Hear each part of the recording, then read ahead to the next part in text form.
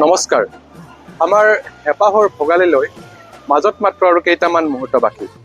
অসমৰ বিভিন্ন প্ৰান্তৰ দৰে আমি ভৱানীপুৰ উত্তৰ নহাটীবাসী যুৱ সমাজেও প্ৰতি বছৰৰ দৰে ধুমধামেৰে আয়োজন কৰিছোঁ এইবাৰৰ ভোগালী বিহু। 21 শতিকাৰ আৰম্ভণিৰে পৰা গাঁৱৰ মানুহে নগৰমুখী হোৱাৰ যিটো প্ৰৱণতা, সেই প্ৰৱণতাক প্ৰত্যাহ্বান জনাই আমাৰ ভৱানীপুৰ উত্তৰ নহাটীবাসী ৰাইজে এই গাঁৱতে থাকি আমাৰ অসমীয়া কৃষ্টি সংস্কৃতি আৰু পৰম্পৰাসমূহ জীয়াই ৰাখিবলৈ অহৰহ চেষ্টা কৰি আহিছে। প্ৰতি বছৰে আমি বিভিন্ন আৰ্হিত ভেলাঘৰ নিৰ্মাণ কৰি আহিছোঁ। এইবাৰৰ আমাৰ ভেলাঘৰৰ আৰ্হি হৈছে মিচিং জনগোষ্ঠীৰ চাংঘৰ, আৰু এইবাৰৰ কাৰ্যসূচীটো আমি অধিনায়কৰ দায়িত্ব দিছোঁ আমাৰ জ্যেষ্ঠ ভাতৃ নৱশংকৰ দাসক। আহকচোন এইবাৰৰ প্ৰস্তুতিৰ বিষয়ে তেওঁৰ পৰা কিছু আভাস লওঁ। হয়, প্ৰথমতে আটাইকে মই ভোগালীৰ শুভেচ্ছা জনাইছোঁ। যিহেতু আমাৰ উৰুকা সমাগত আৰু কেইটামান মুহূৰ্ত বাকী, আমাৰ গোটেইখিনি উত্তৰ নহাটীবাসী গোটেই ল'ৰাখিনিৰে বা কৰ্মীসকলে গোটেই উৎসাহ উদ্দীপনাটো আগবাঢ়িছে। ঠিকমতে আমি প্ৰস্তুতি চলাইছোঁ। আমাৰ যিটো মিচিং এটা জনগোষ্ঠীয় চাংঘৰ এটাৰ আমি ব্যৱস্থা কৰিছোঁ। এইবাৰ প্ৰতি বছৰে আমি এটা নতুনত্ব দিয়াৰ ব্যৱস্থা কৰোঁ। লগতে এইবাৰ আমাৰ জুবিন গাৰ্গকো আমি বিশেষভাৱে উপস্থাপন কৰিব বিচাৰিছোঁ।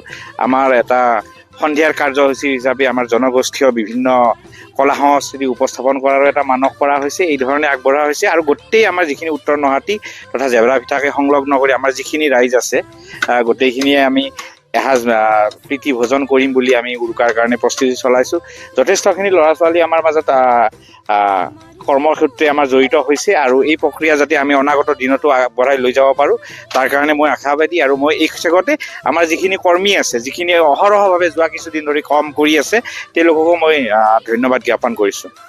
হয়, আমি নৱশংকৰ দাসক ধন্যবাদ জ্ঞাপন কৰিছোঁ। আৰু এই বছৰ আমাৰ যিখন ভেলাঘৰলৈ অহা তোৰণ, সেই তোৰণখনৰ আৰ্হি প্ৰস্তুত কৰিছে এককভাৱে মোৰ সহপাঠী ভাতৃপ্ৰতিম বন্ধু কমল তালুকদাৰে। আৰু কমল তালুকদাৰৰ যথেষ্ট প্ৰতিভা আছে, আৰু তেখেতৰ পৰা তোৰণখনৰ বিষয়ে অলপ জানো আহক। তো আপুনি তোৰণখন বনালে ভাতৃপ্ৰতিম বন্ধু কমল তালুকদাৰ ডাঙৰীয়া। মোৰ এটা সপোন আছিল এই তাৰমানে এনেকুৱা কিবা এটা কৰাৰ কাৰণে। সেইকাৰণে বেছিদিন টাইম নাপালোঁ, আৰু অলপ বেছি ভালকৈ বনালোঁ হয়, কিন্তু এইখিনিয়ে কৰি ওলালোঁ।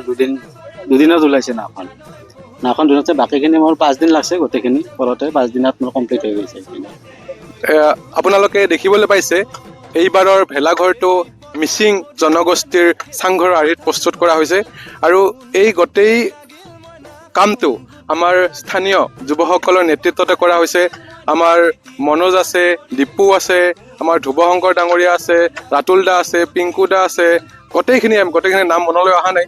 আৰু আমাৰ নেতৃত্ব লৈ আছে আমাৰ জ্যেষ্ঠ ভাতৃপ্ৰতিম ধনজিত তালুকদাৰ ডাঙৰীয়াই।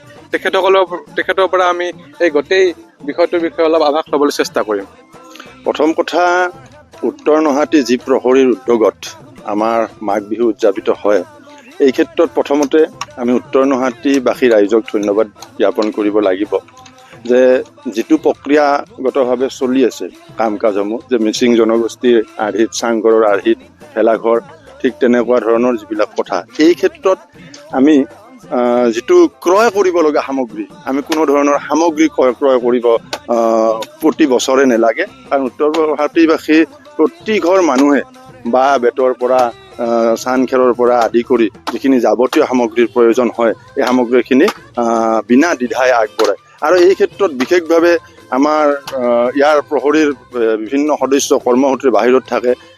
লক্ষ্ণৌৰ পৰা আমাৰ দীপাংকৰ আহি ওলাইছে, আমাৰ কৰ্মসূত্ৰে অসমৰ বিভিন্ন স্থানত আছে, আমাৰ পিংকু আছে, আজি এসপ্তাহ ধৰি মানে অহৰহভাৱে লাগি আছে। তাৰ ভিতৰত অন্যতমভাৱে আমাৰ দীপু বৰ্মন, আমাৰ মনোজ তালুকদাৰ, আমাৰ পিংকু, ৰাতুল দাসকে ধৰি যি কনিষ্ঠৰ পৰা জ্যেষ্ঠসকলে ইমান সুন্দৰভাৱে সহযোগিতা আগবঢ়াই উৰুকাৰ যিটো প্ৰীতিভোজনৰ লগতে যাৱতীয় যিটো সামগ্ৰিক আমাৰ বিহুৰ লগত সম্পৰ্কিত কথাসমূহ, সেই কথাসমূহ এই মাঘ বিহু উদযাপনৰ জৰিয়তে জনসাধাৰণৰ মাজত প্ৰতিফলন ঘটাব চেষ্টা কৰি থকা হৈছে। নৱপ্ৰজন্মক এই ক্ষেত্ৰত বেছি উৎসাহিত দেখা পাইছোঁ। এই অঞ্চলৰ যিখিনি নৱপ্ৰজন্মখিনিয়ে যদি চায় আমাৰ যিখিনি দ্বাদশ বা আমাৰ মেট্ৰিকৰ লেভেলৰ যিখিনি ষ্টুডেণ্ট তেওঁলোকসকলে যেন এটা নতুনকৈ মানে গতি পাইছে সংস্কৃতিৰ বিষয়ে জানিবলৈ, উপস্থাপন কৰিবলৈ। আৰু এই ক্ষেত্ৰত আমাৰ জ্যেষ্ঠসকলক ধন্যবাদ জ্ঞাপন কৰিছোঁ।